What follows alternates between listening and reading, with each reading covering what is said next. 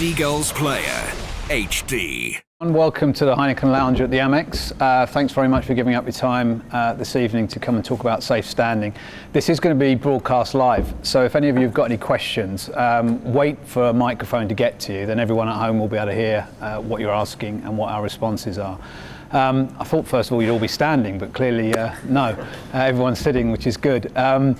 First of all, you know our position on safe standing over the last sort of 4 years has been sort of fairly lukewarm. We've had an open mind, but it's not been something that we've been actively pursuing. Over the last sort of couple of seasons, I've sort of looked very closely at some of the options that are in and around Europe to look at how it's working, how it's operating for the clubs that have installed it, particularly in Germany.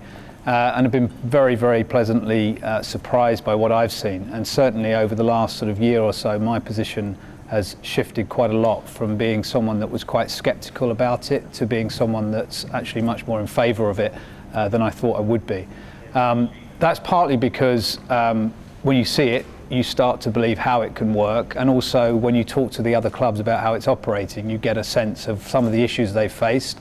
It's not a perfect system at the moment for a lot of clubs, but it is certainly a system that's safe and is working.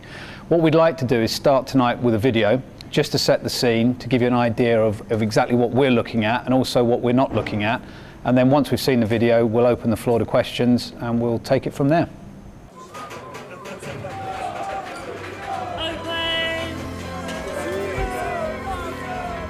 Many fans will have fond memories of standing at the Goldstone to watch their Albion heroes. Can he make it this time? He can! Joey Ryan has put Brighton into the lead. But in the modern game, at the highest levels, terraces are a thing of the past. While the romantic notion of standing at football clearly still exists for some, under current government legislation, football clubs in the EFL Championship and Premier League are required to have an all-seater arena, just like our fabulous American Express Community Stadium.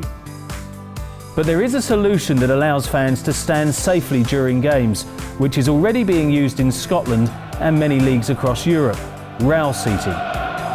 And now, with a possible change of legislation on the horizon and an appetite among supporters for safe standing, the club is exploring the possibility of installing rail seating here at the Amex. We've always had an open mind as to whether this was something that we would look at in the future. If, of course, legislation changes and there's a will from a significant number of our fans to want to move in that direction. So why are the club considering introducing safe standing? Firstly, there's always been a desire from some of the Albion faithful to stand at the Amex. Rail seating in Scotland and across Europe is proven to be safe. Albion bosses, including Chief Executive Paul Barber, have been to Borussia Dortmund and Celtic to see rail seating in action for themselves. And stadiums with standing areas have reported a general increase in atmosphere. I think clubs should come forward and say they want to pursue safe standing. They've got the support of the fans that use the stadia, as well as the local authority have to sign up on the safety certificate, and the police have to police the games. I think if all those elements come together, I think we should look sympathetically on a case-by-case basis at safe standing. If safe standing does go ahead at the Amex, it definitely won't mean a return to the surging terraces of the 70s and 80s. The club would probably opt for the one-space, one-person design, like they use at Celtic Park. This means the capacity at the Amex would stay the same. And in order to meet the cost of renovations, ticket prices in the standing section would not be reduced. Safe standing with barriers and allocated places should be a good idea. It'd be quite nice to just have that section to get everyone going. I'd bring it back tomorrow. I think it's been shown to work elsewhere. If there's a way of making it happen at the Amex, I'd be all for it. So what would safe standing look like at the Amex? Each fan would have their own designated space, with a waist-height rail in front. Every position features a seat that can be stowed away. For competitions that require the stadium to be all-seater, such as the Champions League, the club can return the seats into position. Finally, rail seating would only be installed in a small section of the Amex. There are lots of things the club has to consider before safe standing at the Amex becomes a reality, not least the substantial cost of installing rail seating, because, as we all know, Chairman Tony Bloom has already spent a huge amount of money on making this a great place to watch football. Murray, 2 for him, 3 for the Albion. In addition, nothing could happen until the government changed legislation to allow safe standing in England. The club would then need to seek approval from the safety authorities. There'd be a comprehensive consultation with fans and supporters groups. A full architectural assessment of structural renovations would be required. The club would need to work out how they'd finance the scheme and if it's commercially viable. And once all of those issues were dealt with, the chairman and the board would have the final decision. Bulldog! Oh, what a brilliant header!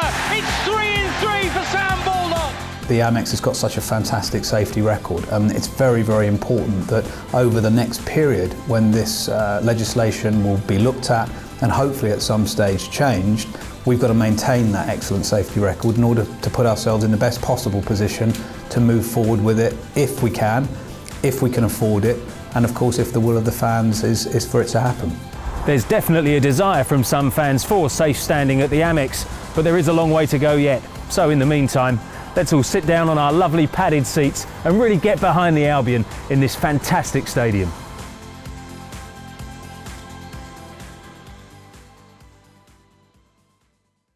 Some of you know Adrian, our safety officer.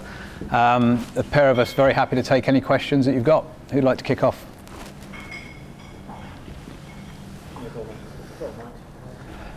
Mike's on its way, Al.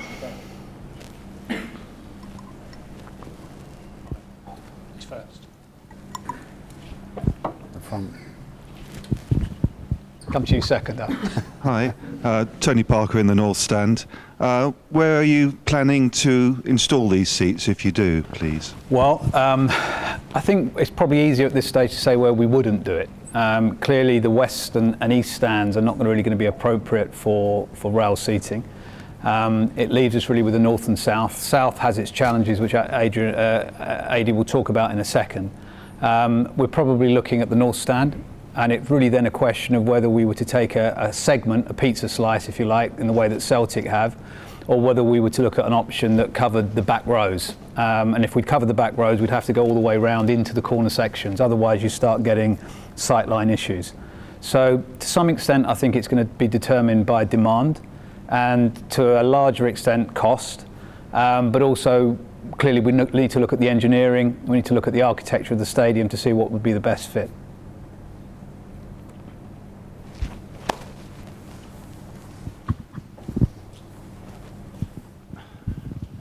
Hi, you talk on the film about legislation needing to change. Have you got any sort of idea of timescale as to when this might actually be put into action? It's early days, Al, I think it's fair to say. I mean, the one thing that's changed, I think, more than anything, is just the mood around football clubs. And certainly some of the bigger clubs are more interested in this now than they were a year ago. The Football League and the FA are keener to support the concept now, and more so than they were a few years ago. And certainly, as you saw from the MP's comments on the video, there is more of a mood within government now to at least listen. But I think it's going to take time, and it may take 2 years, maybe sooner, it may take longer. Certainly some of the scenes that we saw last night aren't going to help us. Although they were nothing to do probably with standing, it's the mood around football that we want to be as positive as possible, and certainly behaviour in the stadium is going to be a massive factor. And one thing I think will almost certainly happen is whatever decision central government takes, the decisions will be made at a local level. So individual local authorities will be asked to make a decision on their local clubs. So there may well be a legislation change at a national level, but that doesn't mean to say every club in the top two divisions will suddenly be given the automatic right to move forward. Have you had that conversation at local level yet? We've had an initial conversation, and a bit like ourselves, the local authority here are open-minded. We've got a great safety record. They monitor us very, very carefully each week, and Adi will talk about that again in a minute. But one thing we've got to do over the course of the next season or two, however long it takes, is to maintain that safety record, because we don't want to get into a situation where we're putting ourselves and our heads above the parapet in this debate and then suddenly have some problems, because that will set us backwards. And you know, again, Adi will talk again a bit later about some of the issues we've had in the North Stand this season, where people are moving into rows where they haven't got tickets for those rows and overcrowding those areas. They're the sorts of things that will go against us in this debate. So those are the sort of things we've got to eradicate immediately, because otherwise we're just simply making it even harder for ourselves if there was to be a legislation change, if the fans wanted it, and if Tony sanctioned it.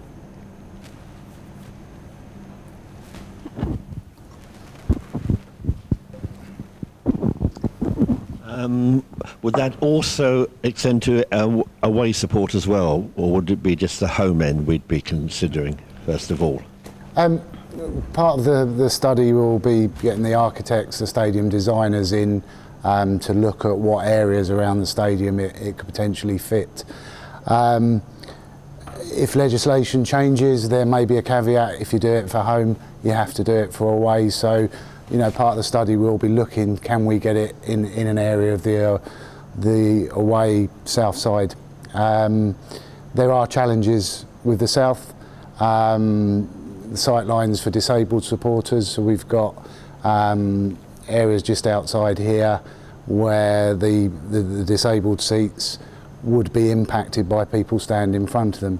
So we have to look, what we've got, can we move those slightly round a bit? Could we fit rail seating in the southeast corner? But yeah, certainly part of the study to look at. And would you have an age limit if anybody's standing, or would you open it to any age group? Well, Celtic do. So under 5s are not allowed in there, and under 12s have to be accompanied with an adult. So again, we haven't got to that level of detail yet, but it's certainly something we'll take advice from other clubs that do have those restrictions.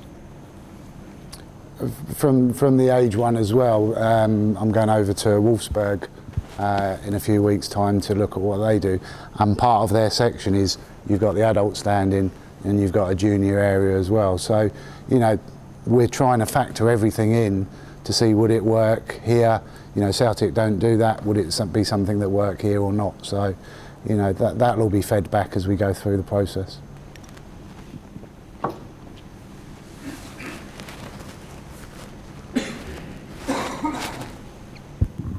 Thanks. Have you determined how you're going to work out how many fans are going to be interested in this?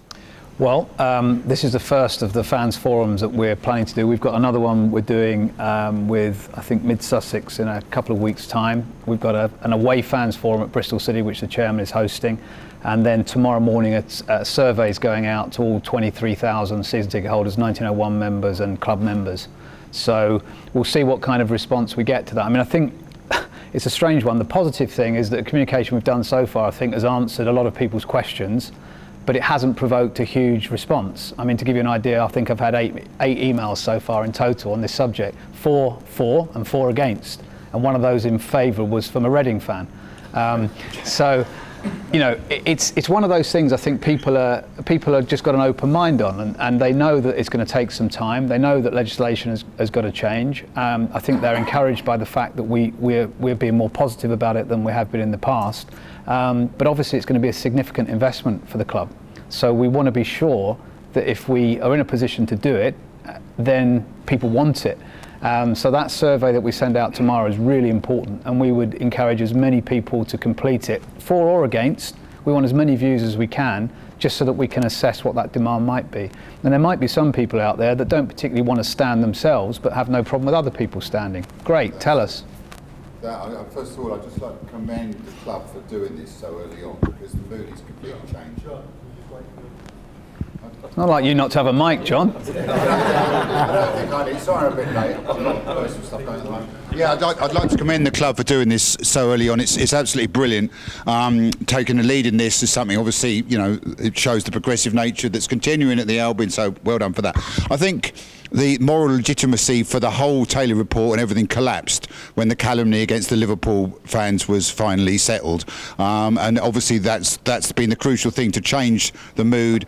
And things are going to change, I think, probably quite quickly. The point I would make is this: it's absolutely fine, of course, doing an opinion poll of the entire, fan base. But the ones, I would say, 95 to 100% of those who are actively interested in the concept of safe standing, I think it's fair to say, are already in the North Stand. Or in the pub tonight. Or what? Sorry. In the pub tonight. Or in the pub tonight. Want them here.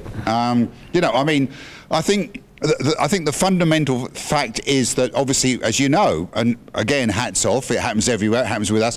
I haven't sat down at a home game ever. since I moved from the library. When my wife decided that she was going to let me go back to where I belonged, and I moved from the library to the North Stand. I haven't sat down once, and probably that goes for many of us here. There is a fait accompli, not just at the Albion, but at most grounds now anyway about this. We all know that. So it's simply kind of legitimising it. So it would seem to me that the fundamental question should really be addressed to North Standers. I mean, it will be very little interest, I would think, apart from in the abstract, to anyone in the West Stand or the East Stand, whether or not we stand in the North Stand, because that's where it's going to be. It's not going to be anywhere else. And if there is an interest, I mean, I would almost say it's almost irrelevant if people in the East Stand don't like the idea of safe standing in the North Stand, because it's not really up to them, because it won't affect them. Well, I think it should be a North Stand season ticket holders issue. That is my point. I will stop there. Thanks, John. Well, to some extent you're right, and in another way you're not right, because whatever happens, we've got to fund it. And so if it's going to cost us several £100,000 to fund it, then it affects all the fans, because that budget has got to come from somewhere. And it might come from what we put on the pitch, for example, or it might come in the way that we fund or price season tickets. And that is something which we've got to consider. So I think it is only right that everyone gets a chance to have their say. But I take your point that the majority of people that like to stand are already in the North Stand. The second question that sort of begs after that is, how then do you accommodate all those that want to stand in an area that they want to stand together in, or are we going to have to move people out of positions that they prefer to sit in?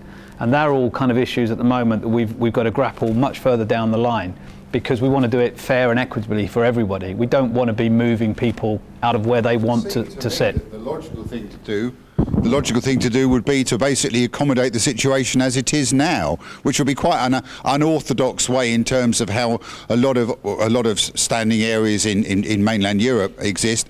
But if we had the standing area at the top of the North Stand all the way round, which is basically where people stand now, and the people then sit in front, that would seem to me, unless we're going to have the whole of the North Stand as a standing area, that would be, to me, the logical way of doing it. I mean, it depends on how many people would actually want to stand if given the chance. I mean, there's probably more people who would stand in the North Stand if that opportunity was given who are currently sitting. I would probably venture that not everybody in the North Stand would want to stand if they could.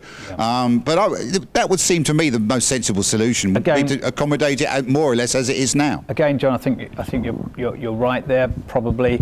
I think what we don't want to do, though, is we don't want to move people away from a stand that they prefer to watch the game in just because they don't want to stand. So we've got to try and be as fair as we can. Well, we wouldn't be doing that, Paul, would we, if we did that? If we did the whole stand, yeah.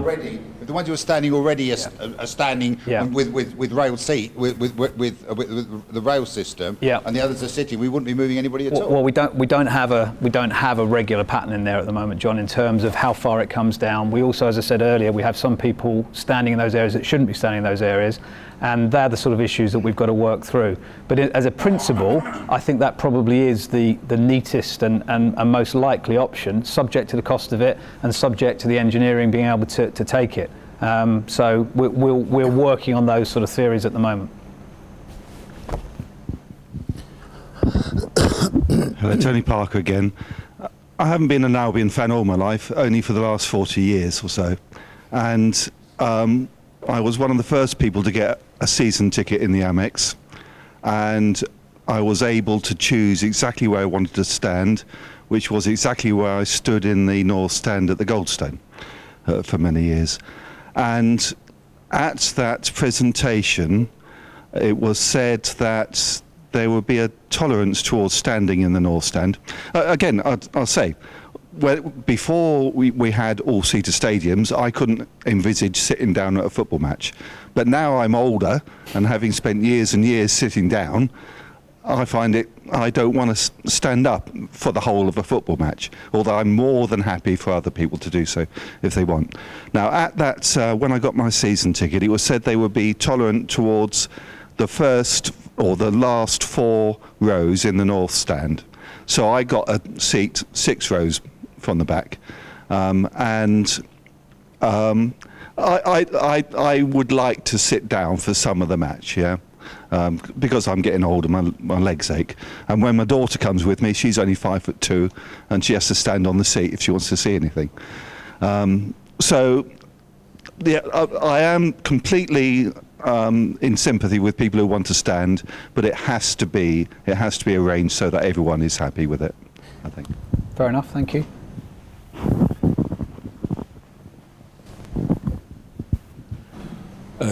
Two points I think I want to make. One is to echo the point made about thank you for leading this initiative. The contrary point to that, which has just been made about the back rows, the analogy I would draw would be if you get a can-can line, they go in a long straight line because they don't have to hear each other. If you get a choir, they're normally a rectangle or a square.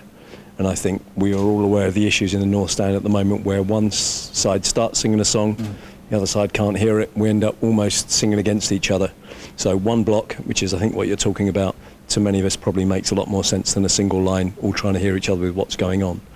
The second one is more out of curiosity and is a question rather than a statement. What triggered your decision to go public with this?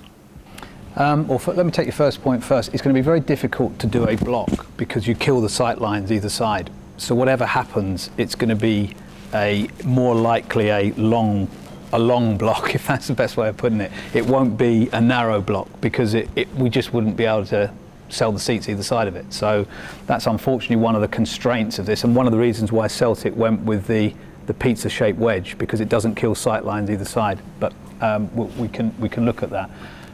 In terms of the public thing, I think for me it's one of those debates that needs to be had publicly, and I think from our point of view we needed to get ourselves to a position where we were comfortable that there was a potential solution out there that we could work with and that we were comfortable with, and we also needed to get to a situation where we felt we could consult openly with the fan base. And the only way you can really do that these days thanks to social media is to be open about what you're thinking about doing, having discussions like this, because if you try and have them in private, first of all they go public, and secondly there's nothing that I've seen either in Germany or at Celtic that scares me to have this debate publicly. And not all of my colleagues in football will agree with me, and some of our fans won't agree with the sense of going public. But my feeling is that this is what a reasonable minority, at least, maybe more, of the fans want, and therefore we should listen and we should debate it. And if we can make it happen, if legislation allows us to, and Tony ultimately is prepared to give the go ahead and fund it, then that's something we should move forward with at the right time. So that's the reason. There's no hidden agenda. It's more a case of why not.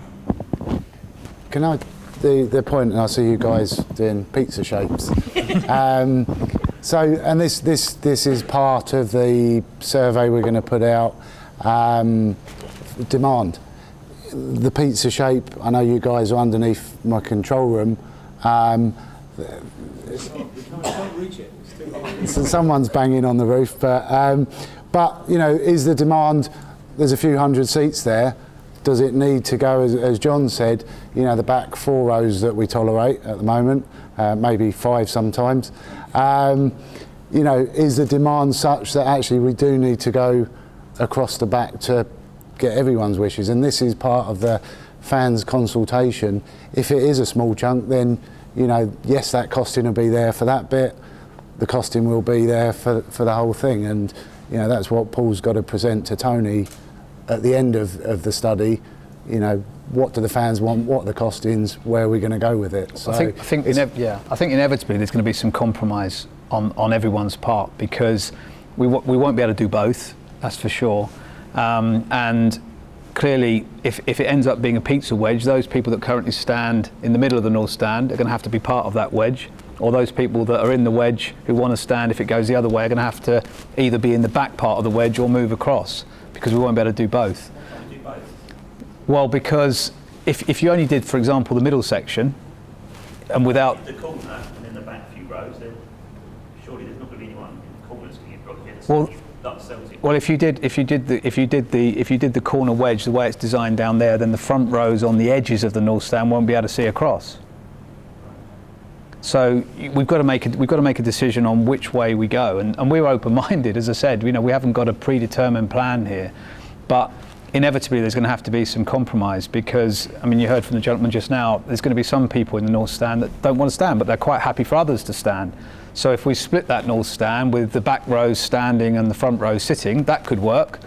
But it might not work if we then had the whole wedge to do as well. I don't know. We've got to look at all of those different options.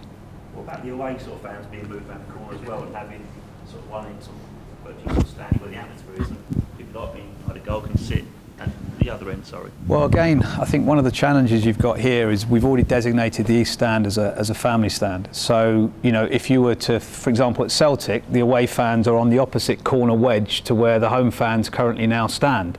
Now, if we were to do that here, you'd be looking to move the away fans into an area where you've got the family stand adjacent, which doesn't make a huge lot of sense. So you're then talking about quite massive disruption, and also the way the stadium's been built, it's been designed so that the away fans are at the opposite end to the main thoroughfare to the station, so that again we avoid or minimise any potential for conflicts with away fans. So those are sort of things where, do we really want to get into that level of complexity? You know, we need to take one step at a time, which is what Celtic have done, and then see where we go from there.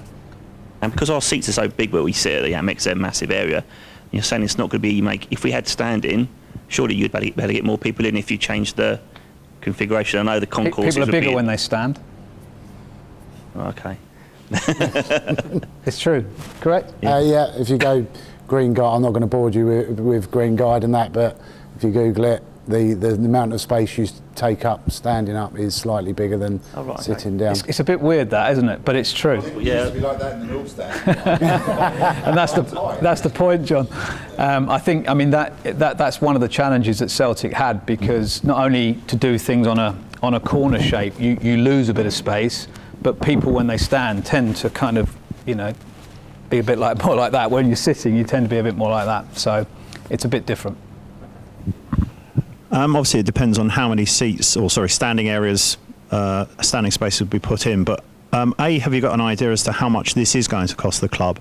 And where you're talking about what is evidently going to be a big capital cost, have you managed to ascertain any foresight that there might be some cost benefit in this? We've got a rough idea of what it's going to cost. Celtic's cost per seat was around £166 per seat to put in. So that's multiply that up by 1,000, 2,000, 3,000. It's a big chunk of cost. And in terms of cost benefits, again, at the moment, this area of the north end area of the stadium is operating near to capacity. So we're not going to drive more people into that stand. We might potentially drive people away from higher priced areas into that stand, which is another cost we've got to factor in. Are people going to come earlier and stay later? Probably not, because of safe standing. They might, but probably not. We can't count on that. So all of these things, to be honest, Al, we're looking more at what the cost is going to be rather than what the potential value is in terms of revenue. If I could just make a... Live on the telly, John. Sorry? I don't care. This is an allied question for all of us that have been to matches in Germany, or anywhere in mainland Europe, but especially Germany. How much chance there is in the near future of this ludicrous rule that you can't have a pint while watching the pitch, because the pint and the safe standing do go together really quite well, and one without the other is actually rather silly. In the light of the complete, the fact that the Taylor report is now redundant, what is the chances of this stupid rule being taken away? Because all it does mean, I'm sure everyone here will agree, the people that want to get tanked up before they go up and watch the game anyway. And actually, it would be rather less alcoholic to have drink to be able to take your pint up there, because you wouldn't have to drink it so quickly. So how does that fit in at all with this whole question? I'll let AD answer that. Okay, similar to standing is the first answer. It's law. It falls into... Is there the same kind of leeway? Is there the same kind of attitude developing towards that as there is towards safe standing? Not in my experience, no. But go back 2 years, 3 years, and we as a football club, myself as a safety officer, was very much all-seater stadia, not really interested in it, but wouldn't want to see it. But as time develops, you see the changes, and actually, from what Paul's seen abroad and in Celtic, And looking a bit in depth myself, my mind's very much changed as well. And actually, yes, can we do it at the Amex? And see it for myself, as I say. With the drinking in view of the pitch, maybe in time that will lapse as well. I don't think that will happen in the short term. It certainly won't come along at the same time as you can stand in the stadia. It would be again, this is my thoughts, it would be we'll allow standing, okay, give it a couple of years, see how crowd behaviour works, etc., and then maybe that would be the time that people could start looking at that one as well. My personal opinion, you guys that didn't go to Middlesbrough that came back, were any of you here if they've been back? The interesting point from that was the beers that went up in the air when the goal went in. You don't see it with Coke and you don't see it with water, but for some reason the beers go up in the air. Now, and in the Euros on Brighton Beach, similar, first thing that goes up. That's not necessarily a bad thing, it's just a waste of beer. It's the catering company love it because you're going back and filling it up again. But that was the point, is you don't see that. For some reason, people who have spent a £5 on a beer but not £2 on a water will throw that one up in the air, and things like that. And it's a bit like the standing. We've got to prove to authorities that we can manage what we've got and manage it well, and then, right, we're ready to do this, we're ready to look at that. So, never say never. It's really good that all this is, obviously, I realise just how much it's connected to the Liverpool verdict, the Hillsborough verdict, but it's really good to see the Hillsborough verdict reflected in an immediate change in so many attitudes in football. That is something that I personally find fantastic. And I'm sure most people would agree. I'm sure everyone would agree. It went on for far too long. There should not just be justice, obviously, for the Liverpool 96 and their families, but for all of us football fans who, by inference, were kind of calumnised by that whole thing. Any other questions? On the back. Have you got a number in mind for the number of safe standing places, or will it just depend on demand? Could it be 500? Could it be the whole stand if it was that popular? Yeah, I think we've got an open mind on it, and I think we need to sort of assess what the demand levels are like. I think at the moment our thinking is that it's unlikely to be the whole stand, but certainly if there's enough demand, we haven't got a number in our head that we're restricted by. We'd certainly like to make sure. I think the key thing that's come through in the emails and the comments that have been brought forward by people so far has been choice is a good thing. We don't want to be excluded from the North Stand just because we don't want to stand. We want the choice. That would be the word that I think most people have used in emails to me or conversations they've had with me so far. And I think that's fair enough. I think a couple of other people have said, look, I'm not in favour of standing, but if it doesn't block my view and it doesn't cost me any more, no problem with other people. And again, I think that's been a fairly common viewpoint that's been expressed so far. Another person has said, well, I'm not in favour or against, but I don't want my kids to be excluded from an area that I want to be in. So again, all these sort of comments I think are great to have, and the survey that goes out tomorrow will ask people, even if they say they're against it, to justify why, so we get an idea of what people don't like, but also to say, if you're against it, do you have any objections to other people having the opportunity to stand? Again, rather than just accepting, no, I'm against it, I think we've got to get a little bit behind that and find out why people might be. And likewise, for people that are for it, are you prepared to pay for it? Are you prepared to pay a bit more in order to help the club invest in that infrastructure? Again, it may be a straight no, but at least we know. At least we've got an idea, because it will be many hundreds of thousands of pounds, whatever happens. It's very, very hard to go to a board, and a chairman in particular, when you've already spent over £100 million on a stadium, and say, would you mind taking out the quality seats you've put in and put in, let's face it, they're not comfortable, they don't look great, something which is in an inferior looking product. That's quite a tough ask for someone that's invested that money. So we need to understand how we might be able to fund it and what people might be prepared to pay for it. That doesn't mean to say jacking up prices ridiculously, but it might mean an increase over a period of time to help us cost it and fund it. It might not.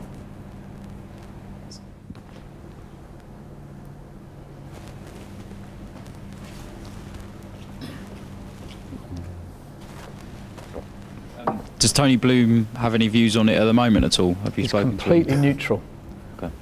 He's not for and he's not against. And the great thing about Tony, in virtually every decision that we reach, every major decision, is that we take to him the pros and the cons. We take to him a recommendation, and then Tony's very keen to hear from all 11 directors or 10 other directors other than himself on what their views are. And that's the same for every major policy decision the club takes. There is a real opportunity to discuss it, not just at board level, but also at our executive management level. We take the views of a lot of people into account. And that's why, again, without wishing to keep going on about the fan survey, we want as many people to take part in that as possible, because that will give us a really good picture of what the mood is, which then helps us inform what we take to Tony. And at the end of the day, when we're asking effectively one man to fund it, he's going to want as much information and as many views as possible to help make that decision. So, yeah, he's literally at the moment straight down the line. Hiya. We've heard a lot about the need for the law to change specifically in England for this to happen.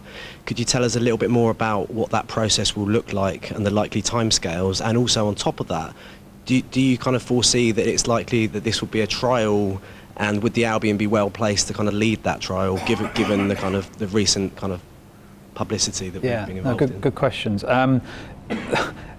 If Martin Perry was here, I would let him take this question on government and law and legislation, because Martin's better qualified than me to talk about it. I don't think these things happen quickly, certainly in my experience of other things. That's not to say that it couldn't happen quickly if there was enough of a groundswell of opinion. Yeah. So you know, when you've got MPs that are prepared to sort of speak openly like that, I think that's a really positive thing. And the good thing is it's on the agenda. And the FA's chairman, Greg Clark, has come out and spoken publicly already.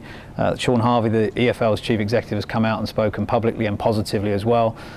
Premier League at the moment are staying quite silent. And again, what's also interesting is that there's quite a few clubs that are looking at extending or building new stadiums that really want this sorted sooner rather than later. If you're Tottenham and you're building a new 60,000-seater stadium, and then a year after you do that, someone says, actually, you could have had 5,000 safe standing seats, and that's what their fans might want, you'd be pretty disappointed not to have had that information when you were building a new stadium. So I think there's enough of a groundswell out there at the moment for the government to put it on their agenda, and quite high on their agenda. How long that then takes to translate into active change, I really don't know, is the honest answer. What was the second question? The second question was around the likelihood of it being kind of introduced as a trial thing. Yeah. I mean, Adrian and I have kind of talked about this. I mean, if we got to a situation where all of the ducks aligned, if I can use that expression, that final slide we put up there where we had all the challenges to overcome, if we could put a tick against all of those things, and the government and the football authorities were looking for someone to be a guinea pig, why not? Why not? Because we've got a great stadium, we've got a really, really terrific fan base that go with what AD asks. You know, we haven't got that many people that cause problems in the stadium, and when they do, it's a rare event. Why not use us as a trial if we're in the position to do it? But as I say, that would need all of those challenge boxes or lines to be ticked, and that includes obviously Tony and the board saying that they would be prepared to fund it. But I can't think of many better places, and the reason I say that is partly because of the behaviour of our fans to date, but also because we're a relatively new stadium. And you know, a lot of the old stadiums have got sort of, you know, decisions to make about whether they rebuild or regenerate or do different things. It would be quite a statement for a new stadium to take out padded seats and put in rail seats. And that would, I think, create a much bigger profile for the whole situation. So if we're in the right position and everything sort of aligned, then why not? What's the general opinion of the board at the moment? I mean, you talk about the full, if you like, the 12 members or however many there are. I mean, what would you say the general? Is there a majority in favour or against, or? I couldn't honestly answer that, John. There's 11 of us altogether, including Tony. Keep it simple, football team 11. If I was to take a straw poll at the moment as a director here, I couldn't tell you what David's view are. I have not asked him directly whether he's in favour or against. All I know is that we've got, myself excluded, 10 very... David, are you in favour or against? I'm the finance director. What do you think? No, I'm like the rest of the board, really, to be honest, really open-minded about it. I mean, I like the idea that standing would create a better atmosphere at the stadium. I mean, I think we've shown that on occasions the Amex can really rock. I mean, Sheffield Wednesday was absolutely amazing in the playoffs, and we need to create that atmosphere more regularly at the Amex, and to me, safe standing would be a great way of doing that. But the guy here spoke about if we did a long row of seats, or 3 or 4 seats, you know, it may mean that you've still got the issues of one block singing, and, you know, a block would be better, but difficult. So, no, I'm very much in favour. Stand ultimately would be the best solution, wouldn't it? I mean, then it makes it simple. John, if I tell you that it took me 15 minutes to get him to buy me a Diet Coke earlier, you're asking for a hell of a lot there. But yeah, no, it's. I mean, it's ultimately it will be down to the chairman really as to whether he really wants to fund this, and you know, but you know, Tony was really impressed with the atmosphere against Sheffield Wednesday last year, and you know, if we could recreate that on a regular basis, it's going to make a. Standing makes a huge difference. Yeah. Yeah. Would I be right to assume that now the club have gone public with the suggestion that this might be happening sooner than any of us dared to dream it might have been actually in people's minds? We've now got a forum that's being broadcast on the internet that will hit the world.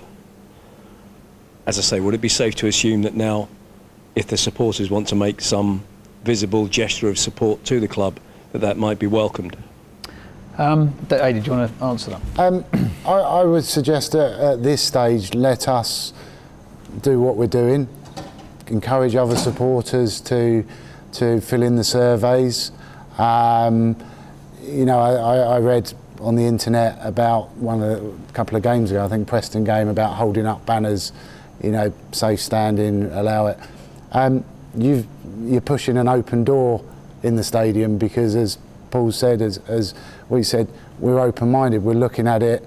We wouldn't have come out and said we're going to do this if it wasn't a realistic prospect at the end of the day. So if you're asking, is it? I know you guys love a protest. Been there, done that. At this stage, it isn't a show of support on the out in the North Stand or wherever. It's about encouraging everyone, fill in the surveys, let us get that information, and then we can judge it through that way. You know, we may be asking other things from you. You know, another one of these come in again. Undoubtedly, we will be. So that's the route we'd like to go down. Going back to what we said earlier, what we don't want is for there to be people standing up saying we want it, which is fine, but then we don't want to create a situation where other people stand up and say we don't want it, because that is a protest. And what we don't want is a situation where the spotlight's on us for the wrong reasons. At the moment, we've got really good will, everyone's open-minded, it's moving in a nice direction. What we don't want is to create a situation where that direction can suddenly change, because then we're in the spotlight for the wrong reasons, then we've suddenly got a protest that we didn't need to have.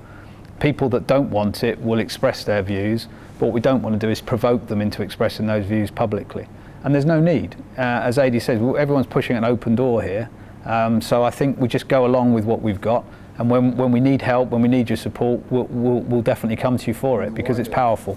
Given that this is obviously a nationwide debate, my thought was that maybe, I mean, you might not agree with this, that not in terms of Brighton Hove Albion, but in terms of football generally, in terms of all of the fans that want safe standing, given that we have ludicrous amounts of our games broadcast on Mr. Murdoch's television stations now, that it might be an idea to make this point visibly, using the cards already produced for this purpose, for instance, at the next televised home game. Yeah, it's not what we want, John, and you know, for the reasons I said, what we don't want to do is to stoke a group that don't want it, and then suddenly we're the focus for the wrong reasons. And what we don't want are any disturbances in the stadium, because if we get those, they're the sort of localised issues that could put us to the back of the queue. What's the point? This would not be a localised issue. This would be a statement from No, Brighton fans. No, but John, we will get judged if there's an issue in the stadium with people for and against, based on the localised incident that would be. So we could be pushing ourselves further away from what you want. That doesn't make any sense. They've made these placards already and they've not used them because they've been asked not to, which is fair enough. Yeah. But John, I think the statement we've already made as a football club has got out to the wider audience, the wider supporters groups, and Paul made comment about other clubs getting emails, saying, "Are you going to follow the Brighton lead?" So do we need to do it? We've already done it by saying what we're going to do. We've heard a little bit about the kind of the rail safe standing, whatever you want to call it, rail seating. Can you tell us a bit more about specifically what you've seen at Celtic in terms of where your place would be allocated and how you envisage that working here? Yeah. Well, it is literally as it says on the tin, if you like. You get allocated a place. It's a row number. It's a standing number. And that's where you are expected to take your place. And Celtic are very, very religious about the people that are allowed into that. That's a good question. I'll start that one again so I don't cause any offence. Celtic are very, very keen to ensure that the regulations they've got for their safe standing area are absolutely maintained 100%. So they don't allow people to double up in the spaces. They don't allow someone to go from that end of the row to the other end of the row to stand with their friend. If you've been allocated your space, you're expected to stand in it. If you don't, then you'll lose that space, and they've got a queue of people that want to move from other areas of the ground to come in there. And once you've lost that space, you don't come back. So what they've found is that behaviour in the segment has been fantastic. People are self-policing. They guard their space, their standing space, like it's their house. They don't let anyone into their little bit of the territory, and everyone loves it. And the people that are not in it want to get in it. And they've got a waiting list of people that want to get in there. And if you cause problems in other area of the ground, you're not allowed to be on the waiting list for that area. So it's really created, so far it's early days, and they'll be the first to say that, but it's created a really fantastic spirit amongst the crowd. The atmosphere has improved. The people in the segment are, fantastically well behaved, and they're complying with the stewards' situation and their requests. And in other areas of the stadium, people are equally well behaved. They do have double checks so that people can't blag their way into that area. The season tickets for that area are in a different colour, so they stand out, so people can't just flash a season ticket and get in. If they haven't got the right season ticket, they can't get in there. But again, people don't, from what they've said, don't seem to be trying to do that, because they know if they try it and get caught, they're never going to get in there. So it seems to be a self-policing, self-regulated situation, albeit assisted by stewards and the safety officer. And this is why it's the other side of it vital that until we get to that point where hopefully we'll be having discussions with the SAG saying we want to install it, we've ticked all the boxes, put the ducks in a line. It's vital in that interim period that the pattern of behaviour at the back of the North Stand where where we tolerate the standing. In the meeting I had with you guys not so long ago, you questioned why we've put stewards up there doing ticket checks.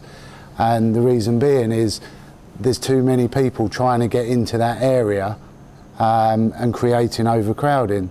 So stewards will be, I can tell you now, stewards will be there again on Saturday to prevent that happening, because it crept in again at the last game.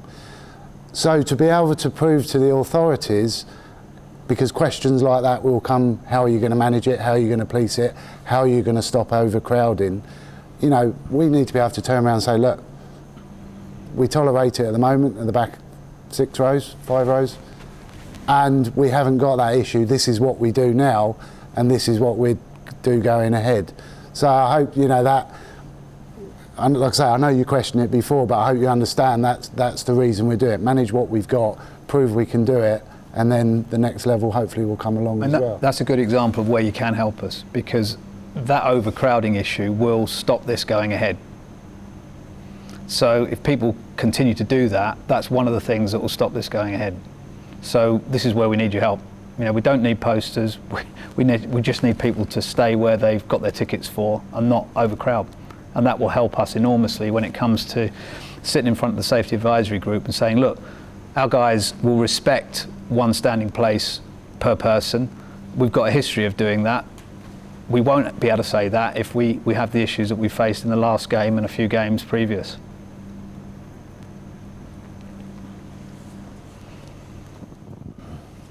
Have you had any discussions with Bristol City, who did install some seating? Yeah, was there any feedback? We've got one of the people that was instrumental in helping Bristol City to sort of reach their decision on moving in that direction, and he is also involved with the company that manufactures the rail seats. So Adie's actually met them, and I have as well, and we've got quite a lot of information coming in from them, so they've been very helpful on that. Am I right in thinking now they don't have it anymore since they redeveloped? Top 2 division as well, so they're not allowed to. Right. Yeah.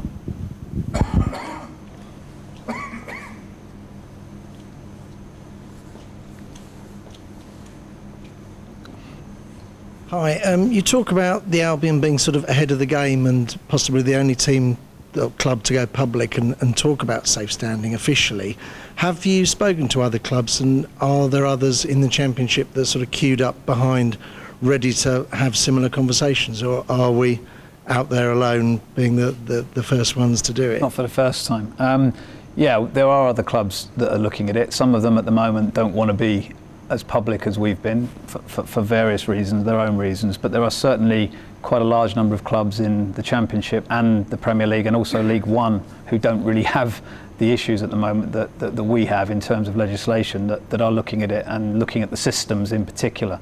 So, we're not alone in the sense of the football community looking more closely at it, but publicly, not everyone's ready to go public.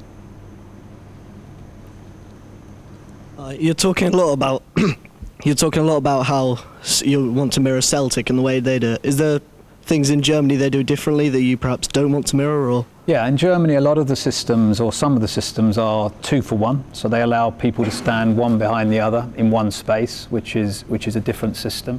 Some have 1.5 to 1 space, some have sort of 1.25 to 1 space.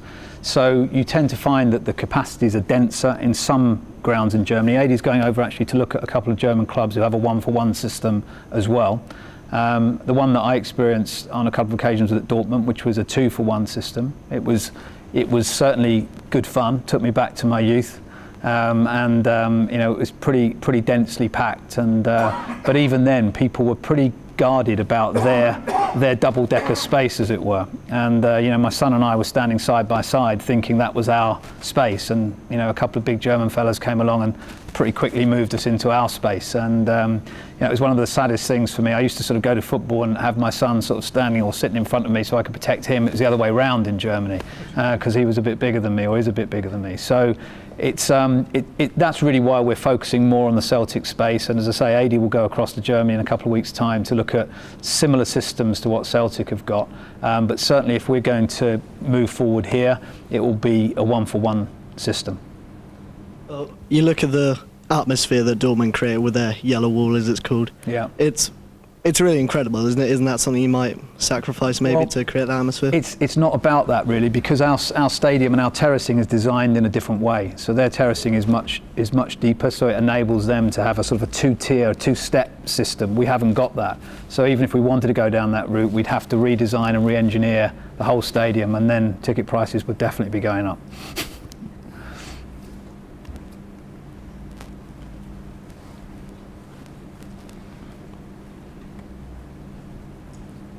You talk about the demand at Celtic and the waiting list, and if there was, say, 1,000 seats safe standing seats installed here, and more than that wanted to go into the section from all around the ground, I was wondering, would it be done on a first come first served, or how would it work like that? Really good question again. We talked about this a little bit earlier, and I think the only fair way would be to actually allow the people that are in those spaces that we convert the first option of staying in those spaces. And if they were people that actually wanted to sit for some or all of the game, obviously they would then volunteer, you'd have thought, to move, and then other people then would join a list to actually take the spaces that were left. So it's a difficult one to answer 100%, because it depends on how many places we convert and how many people within those places want them, but that's pretty much the way we would do it. There's no really other way to sort of go in that respect, I don't think. I was just wondering, would there be a limit on the amount of season tickets, for example, in that area, or would it be Just 1 for 1.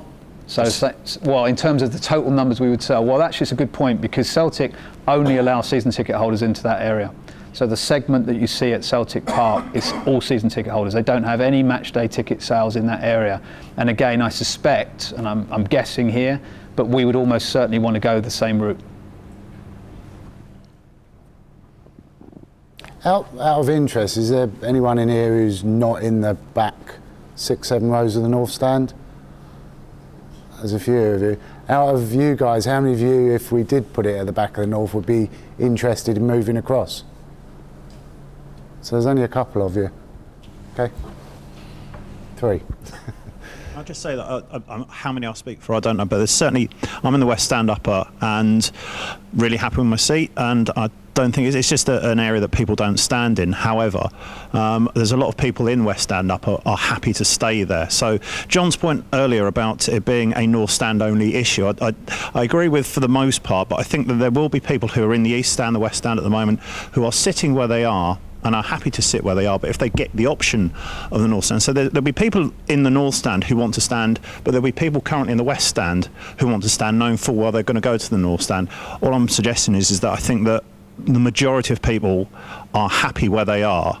It's just changing those that are currently in the North Stand from, the culture they have there of, unsafe standing to safe standing. I think that's what seems to come across. Obviously, you'll find out more about that obviously when the survey comes in. Yeah. But that's... By the way, we're going to publish the results of the survey. So, we're linking up with the agency that works with our marketing team to analyse all the results when they come in. So we'll be very open about what that survey says, and even publishing where we get permission some of the comments from people, because I think again it's really important to everyone to have their view and for that view to be open. It'd be interesting you're talking about Celtic will only sell to season ticket holders, but for instance, if we've got a cup game coming up, I mean, like all of us, in the first certainly 3 or 4 years of this, 4 or 5 years of this stadium, we want to go and watch a cup match in a different seat to where your regular season ticket is, just to see what the view is like. So would you be offering a safe standing option for someone who isn't regularly in the North Stand? So it's a question that is beyond the level of detail that we've got to, Al. I mean, because it depends on the cup game, I think. It depends on, if it's an early round and we only want to open 1 or 2 stands, whether that would be one of them or whether it wouldn't be. So again, it's one of those questions that we're going to have to answer for ourselves once we get further into the debate, but it's a good question again. Ed? Are you happy with the actual...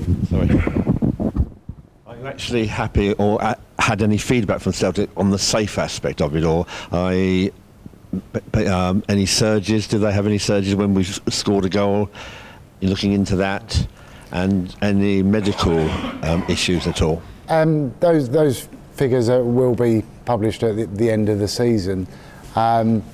When I had discussions with Paul about where we're going, what we're looking at, I kept trying to think the different arguments against it, and what you just said there about surging, crushing. The point I keep coming back to is it safer to stand behind something that high, or is it safer to stand behind something that high? To me, at that point, there's no argument. Whether it works or not, and whether the legislation changes is another story. But if you want to stand up, you've got a barrier 900 mil, I think they are at Celtic. It takes away that side, the chance of falling over the seat, etc. And there any medical issues at all? I mean, supposing somebody wants to sit down at half time, which of course, we're not watching them away, we stand and we sit. In the rail seating system that Celtic use, you can push your seat down at half time to sit down. And a lot of people in Germany do that already. I mean, we one of the things that sort of helped convince me, I think, probably last season, that we had someone almost lost their life in the away end, tumbling over a seat because they were standing. And the speedy reactions of our medical staff saved their life. So a lot of people talk about it's safe to stand in front of a seat. It actually isn't. One of the things that helped convince me was seeing that last year, and AD knows how close that individual came. If it wasn't for our guys in Royal Sussex, he would have lost his life through falling over a seat. Part of the trip to Germany is to look at crowd dynamics as well, and those sort of questions are part of the things I'll be asking and yeah. Got time for a couple more questions. It's good to hear about the experience of standing in a safe standing area. What about the experience of sitting in a safe standing area for the occasions where seats can't be used? Yeah, so in the UEFA competitions, Celtic have to restore the seats to a sitting position and they lock them, so they can't be pushed back up. And in those situations, people would be expected to sit. Now, it would be a lovely problem for us to have, wouldn't it, to be in a UEFA competition? So, it's one of those bridges we'll cross when we get to it. But yeah, that's one of the benefits of the rail seating system that we're looking at, is it can be up or it can be down, it can be fixed down, it can be fixed up. Pretty much when it's up, they leave it so it can come down, so people can sit at half time, or if someone wants to rest their legs in a quiet part of the game, or if we're having a nightmare and everyone wants to sit down, they can. But in a European game, in a UEFA game, you would be required to have the seats in a sitting position. They do, John, yeah, but the regulation says you have to provide an all-seater stadium, so... Any kind of negative feedback about what it's like sitting behind a rail? Well, I did it. It's not comfortable, to be honest. I mean, the seats are pretty uncomfortable compared to what we've got here. But the rail didn't impede my view. Admittedly, there wasn't a game going on when I was at Celtic, and I was sitting in the seat without any obstructions anyway. But again, in Germany, I sat down as well when the crowd was building up, and the rail's there. You're conscious of it. But it wasn't a massive issue, certainly for me, and I'm not the biggest. So, for some of the bigger people, I think, the one other issue that Celtic discussed was kids, and whether you're going to have a problem where someone brings their young lad who's, I don't know, say 13, and he's not a big 13, and he suddenly finds himself stood behind a sort of a 6'2" fella. Those are the sorts of issues that they're still working with. I mean, it's, I think, 10 games in now at Celtic Park. And what they're saying is quite a lot of the kids just want to be with their dads and their mates, so they're okay with it, and they find a way to, as we all did when we stood on the terraces in the old days, you find a way to look through people's shoulders and pray to God the big fella's going to be behind you, not in front of you. The downside, of course, is you can't swap places as you did in the old days. So I think that, again, they're bridges that we would have to cross if we got to that position, and I think we would help fans by working through those issues as best we could. It's never going to be a perfect system by definition, but certainly so far Celtic seem to be making it work, which is great. Time for one more question, if there is one.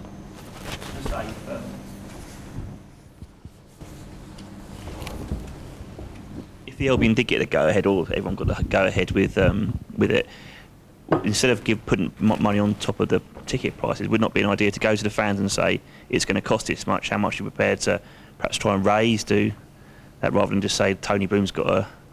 Yeah, I mean, it's one of the questions in the survey tomorrow. There's a couple of sort of scenarios where we give options on what would people prefer, and again, it's because at the moment we don't know how many seats we're talking about, we don't know what the total cost would be, we don't know what any engineering costs would be, and so on.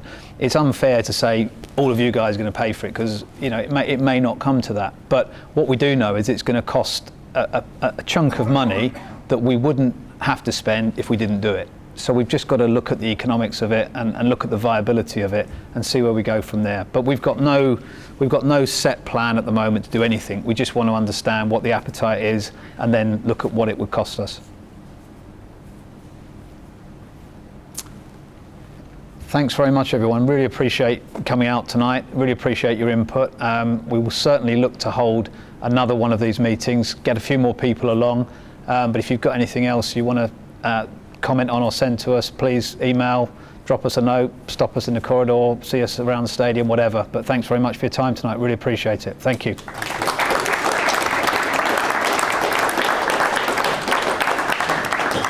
Seagulls Player HD.